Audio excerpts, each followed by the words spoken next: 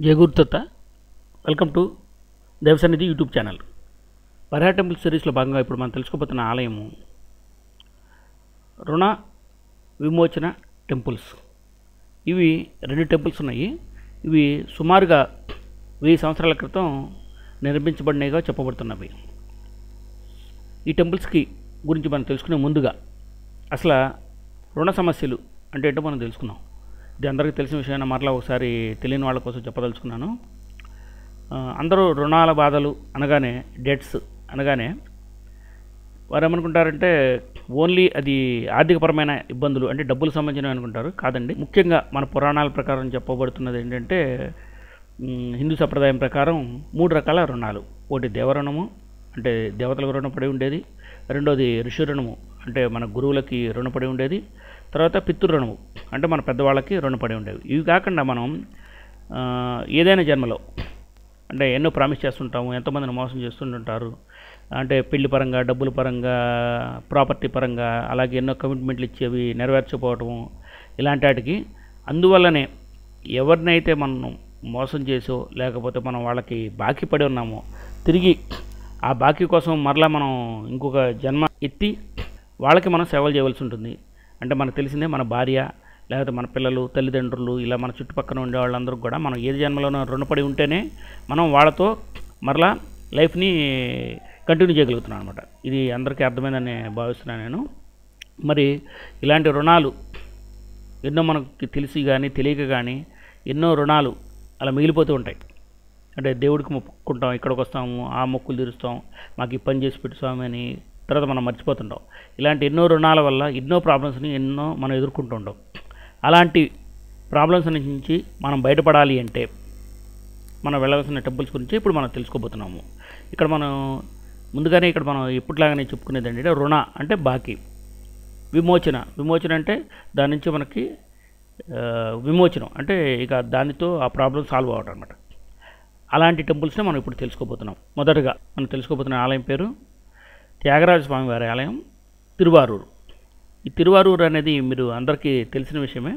ఇక్కడ మ్యూజిక్లో పెద్ద పెద్ద గొప్పవాళ్ళైనటువంటి త్యాగరాజ స్వామి, ముత్తుస్వామి దీక్షార్, అలాగే శ్యామశాస్త్రి వారు జన్మించిన స్థలంగా చెప్పబడుతుంది. ఎవరైనా సరే మ్యూజిక్లో ఎక్సలెంట్ అవ్వదలుచుకున్నారో ఇక్కడ వీరి ఆశీస్సులు తీసుకోవడం అన్నది ఎప్పటి నుంచో అనాదిగా వస్తున్నదే. అది మీరు అందరూ తెలిసిందే. ఇక్కడ ఆల్రెడీ త్యాగరాజ సంకీర్తనలు జరుగుతూ ఉంటాయి. మీరు ఏ భక్తి ఛానల్లో చూసినా కూడా ఎప్పుడూ ప్రోగ్రామ్ వస్తుంటుంది. ఈ ఆలయంలోనే ప్రాకారంలో రుణ విమోచన లింగం కూడా కలదు. ఇక్కడ ఈ 2 లింగాలు కలవు. ఒకటి రణ విమోచన లింగము, అంటే రణ అంటే వూండ్, అలాగే విమోచన అంటే రిలీఫ్. ఏవైనా సరే దెబ్బలు, అనారోగ్యాలు ఇలాంటి వాటి నుంచి విముక్తులు లభించే టెంపుల్గా చెప్పబడుతున్న ఈ త్యాగరాజ స్వామి తిరువారూరులో ఒకటి రణ విమోచన లింగము, ఒకటి రుణ విమోచన లింగము. అంటే రుణ అంటే బాకీలు, ఇందాక మనం చెప్పుకున్నట్టు అన్ని రకాల బాధలు, అన్ని రకాల అప్పులు, లేకపోతే మన యొక్క రుణాలు ఆర్థికపరమైన వాటితో కలిపి ఇవి నివృత్తి చేసే ఆలయంగా చెప్పబడుతున్నది తిరువారూరు. మ్యూజిక్లో ఎవరైనా ఎక్సలెంట్ అవ్వదలుచుకున్నవారు ఈ స్వామివారిని దర్శించవచ్చు. అలాగే ఇంకొక ఆలయం, ఈ ఆలయం వచ్చేసరికి తిరుచెరాయిలో ఉన్నది. స్వామి పేరు సారాపరమేశ్వరుడు, ఆలయం పేరు సారాపరమేశ్వర టెంపుల్, తిరుచెరాయి. ఈ ఆలయం వచ్చేసరికి ఇందాక మనం చెప్పుకున్నట్టు కుంభకోణం నుంచి తిరువారూరు మధ్యలో ఉన్నది. ఇది నాచార్ కోయిల్ నుంచి 3 మైళ్ళ దూరంలోను, అలాగే కుంభకోణం నుంచి 7 మైళ్ళ దూరంలోనూ ఉన్నది ఈ ఆలయం. ఇక్కడ స్వామివారు అంటే రుణ విమోచన లింగం ఇన్స్టాల్ అయ్యి ఉండటం వల్ల, ఇక్కడ పూజలు చేయటం వల్ల స్వామివారు మనకి అన్ని రకాల అప్పుల బాధల నుంచి వాటి నుంచి మనకి విముక్తి కల్పించడం జరుగుతుంది. అయితే ఇక్కడ ఆలయం ప్రకారం ఒక పద్ధతి ఉన్నది. ఎవరైతే 11 సోమవారాలు ఇక్కడ స్వామివారికి అర్చన చేపిస్తారో వారి బాధలు తొలగించబడుతున్నట్టుగా చెప్పబడుతున్నది. కనుక వెళ్ళలేని వారు, అంటే ఇక్కడ సాధ్యం కాదు కాబట్టి ఏపీలో ఉన్నవాళ్ళు పోస్టల్ ఫెసిలిటీని ఉపయోగించుకొని ఆలయం వారిని కాంటాక్ట్ అయ్యి 10 వారాలు అర్చన పోస్టు ద్వారా మనం పూజ యొక్క ప్రసాదం పొందుతూ 10 వారాలు అర్చన, 11వ వారం అభిషేకానికి మ్యాక్సిమం వెళ్ళడానికి ట్రై చేయండి. ఎందుకంటే అభిషేకం తీర్థం మనకి ఇక్కడ పంపడానికి సాధ్యం కాదు కనుక 11వ సోమవారం మనం అక్కడికి వెళ్ళటం వల్ల ఉత్తమమైన ఫలితాలు పొందవచ్చు. ఈ ఆలయంలోనే దుర్గాదేవి వారు 3 రకాల దుర్గగా దర్శనమిస్తున్నారు. 1 శివదుర్గ, 2 వైష్ణవి దుర్గ, 3 విష్ణు దుర్గ. ఇలా అమ్మవారి దర్శనం ఇవ్వడం చాలా అరుదుగా మనకి కనబడుతుంది. మనం ఇప్పుడు దగ్గరలో ఉన్న ఆలయం గురించి చెప్పుకోబోతున్నది శరణాథన్ టెంపుల్. అంటే ఇక్కడ స్వామివారు విష్ణువు శరణాథన్గా ఉన్నారు. ఇది ఒక 108 దివ్యక్షేత్రాల్లో ఒకటిగా చెప్పబడుతున్నది. ఇక్కడ స్వామివారు 5 అమ్మవారులతో అంటే భూదేవి, శ్రీదేవి, నీలాదేవి, సారానాయకి, మహాలక్ష్మితో కలిపి దర్శనిస్తున్న ఏకైక దివ్యక్షేత్రము. ఇక మన పరిహార టెంపుల్తో పాటుగా మనం ఎప్పుడు చెప్పుకునేటట్టుగానే నియర్ బై ఉన్న టెంపుల్స్ గురించి ఇప్పుడు మనం చెప్పబోతున్నాం. ఇది కూడా ఒక పరిహార స్థలంగా చెప్పబడుతుంది. ఇది వచ్చేసరికి అలగపుత్తూరు పడికాసునాథర్ టెంపుల్.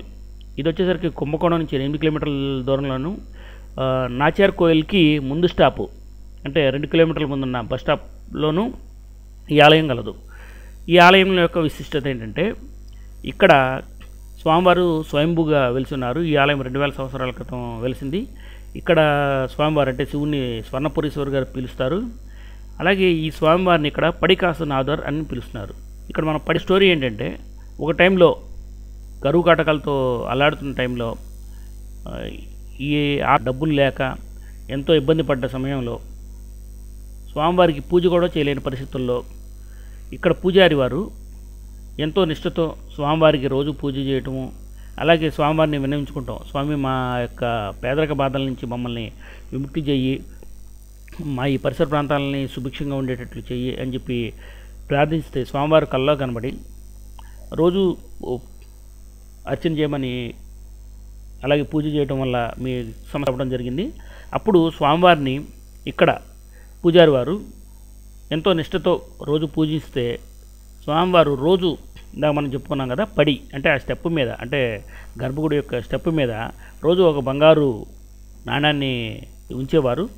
అలా స్వామివారు ఈ పరిసర ప్రాంతాల యొక్క అన్ని యొక్క ప్రాబ్లమ్స్ని సాల్వ్ చేశారు.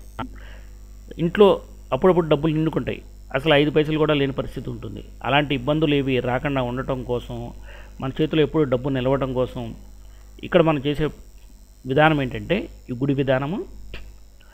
ఇక్కడ 2 లేకపోతే 4 ఇలా సరి సంఖ్యలో మనం నోట్స్ లేకపోతే కాయిన్స్ అక్కడ ఇందాక మనం చెప్పుకున్నట్టు ఆ పడి అంటే ఆ స్టెప్ మీద అంటే గర్భగుడి మెట్ల మీద పెట్టడం వల్ల అవి ఆ పూజారి గారు తీసుకొని స్వామి సన్నిధిలో ఉంచి స్వామివారికి పూజించడం. అలాగే మా విలేజీ మా యొక్క ఇవే కాదు, ఇక్కడికి వచ్చిన ప్రతి ఒక్క భక్తుల యొక్క మొన్న ఆలకించు స్వామి అని చెప్పి పూజించి తిరిగి మనకి అంటే బేసి సంఖ్యలో అంటే 1, 3, 5, 7 ఆ రూపంలో ఇవ్వడం జరుగుతుంది. కనుక ఎవరైనా సరే ఈ టెంపుల్ దర్శించిన వారు ఆ నోట్ అయితే నోటు లేకపోతే కాయిన్ అయితే కాయిన్ని కంపల్సరీ పూజ మందిరంలో ఉంచగలరు. నోట్ అయితే కనుక లామినేషన్ చేసి ఉంచుకుంటాం అనేది ఉత్తమమైన పద్ధతి. ఉంచి రోజు ఆ నోట్ని లేకపోతే ఆ కాయిన్ని పూజించడం వల్ల వాళ్ళ ఇంట్లో ఎప్పటికీ కూడా డబ్బు లేని పరిస్థితి రాదు అని ఈ యొక్క ఆలయంలో చెప్పబడుతున్నది. ఈ ఆలయాన్ని కూడా మీరు దర్శిస్తారని నేను భావిస్తున్నాను. ఇక్కడ ఆలయం కోసం ఏదైతే పూజారి గారు ఉంచేసుకుంటున్నారో ఆ డబ్బుని ఆలయం కోసం మాత్రమే, ఆలయం యొక్క మెయింటెనెన్స్ కోసం మాత్రమే వినియోగించడం జరుగుతున్నది, అంతేగాని అనిదా భావించవద్దు. ఇక ఈ ఆలయం దగ్గరలోనే ఇప్పుడు వరకు మన పరిహార టెంపుల్స్ తెలుసుకున్నాం.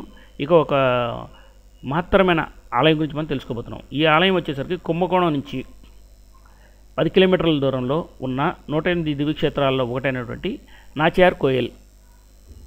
దీన్నే తిరునరయూర్ నంబి టెంపుల్ అని కూడా అంటారు. ఇది తిరునరయూర్ అనే విలేజ్లో ఉన్నది.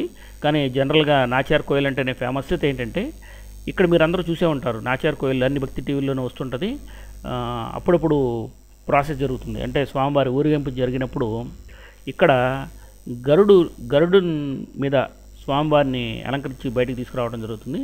ఇక్కడ గరుడు కాలగరుడు అంటే నల్లగా ఉన్న సాలగ్రామంలో స్వామివారు ఉండటం జరిగింది.